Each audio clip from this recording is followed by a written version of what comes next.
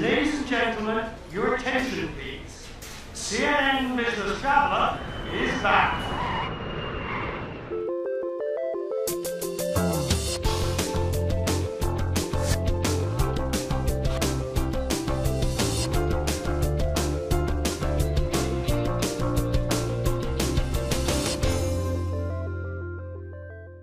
Hello and welcome to CNN Business Traveller. I'm Richard Quest, this month reporting from Singapore. That's right, we're back to celebrate business travel. Goodbye, Mr. Quest. Goodbye in a new era.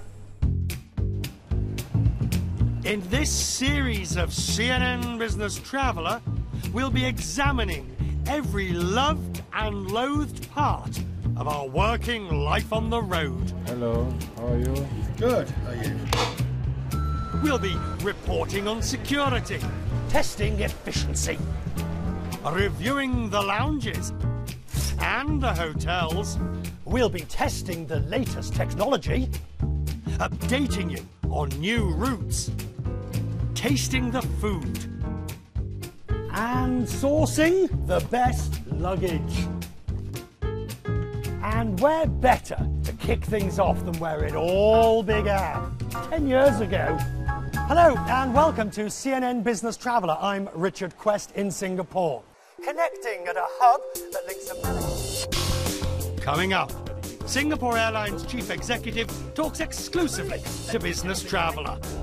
The rise of low-cost carriers in Asia, the newcomers, the old hands, and a budget airlines feeding frenzy.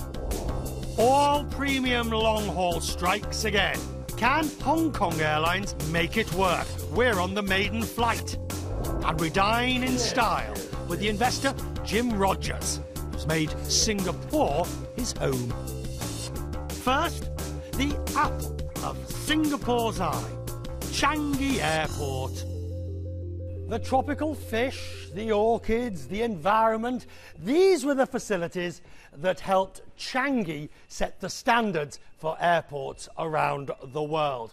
Unfortunately, where Changi led, others have quickly followed. And today, Changi finds itself in the uncomfortable position of sometimes no longer being number one. Which is down this way?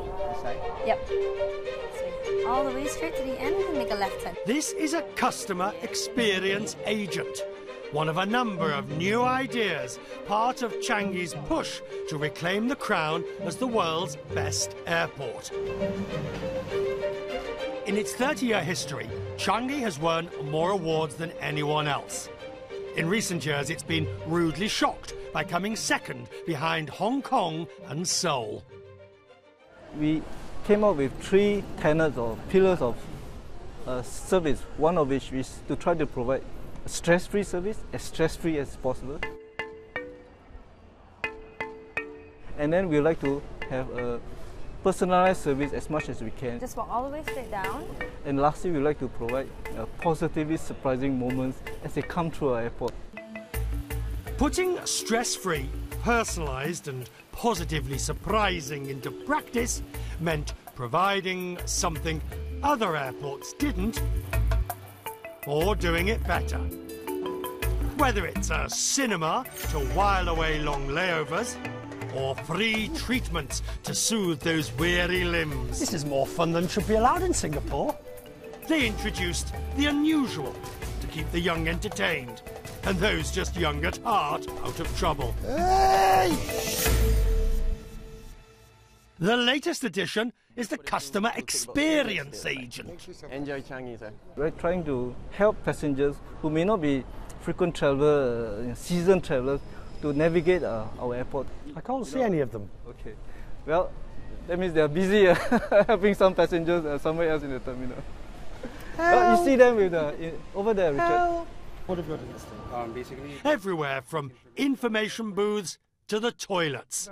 The airport is screaming, "We're listening." Now, it's part of our engagement, trying to listen to you. All right, foul smell. Yes.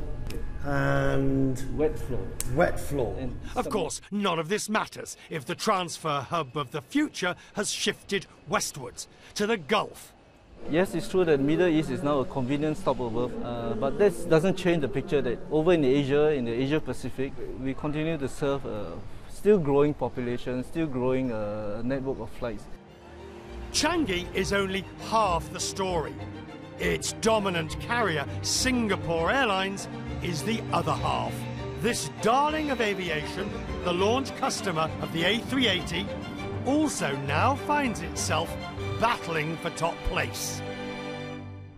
Singapore Airlines' reputation for quality is epitomised by the luxury first-class suites here on the A380 Super Jumbo, and of course by the signature Singapore girls. Thank you very much, the flight attendants. These days, the airline is beset by higher fuel prices, competitive threats from Gulf carriers, and weak demand in key markets. It means the new chief executive has some serious decisions to take. Goh Chung Pong has been in the job just a year and recently had to announce disappointing results, down by 53%. Competition is nothing new to us. We have always been facing competition. We don't have a domestic market. Everything we do is international. So, but the way we operate at a fundamental level hasn't changed. Do you see the threat from the other airlines and the other carriers as having changed? And obviously here, we can't dance around too long before we have to say the Gulf carriers. The establishment of hubs in other places in the world is something that we are well aware of, and we are, is part, in fact, is always part of our scenario planning. And for us, our market remain very focused on Asia, where we continue to see great strength in our network. So you're not complacent about the threat, but you're not having sleepless nights about it either? No, the threat is always there for Singapore Airlines. It's not this hub, it's another hub in Asia. We recognize that the world is changing. The traffic flows are different. The day when crude oil prices are low could be days of the past. We just have to make sure that we can compete effectively and function effectively as a profitable enterprise going forward. We're already working on what the next generation will look at. What is our next great leap in terms of service standard, in terms of product offering, in terms of what network we could offer to our customers. So we'll announce them as we get those done. I thought you were going to announce them now. Thank you very much. Thank you. Thank you.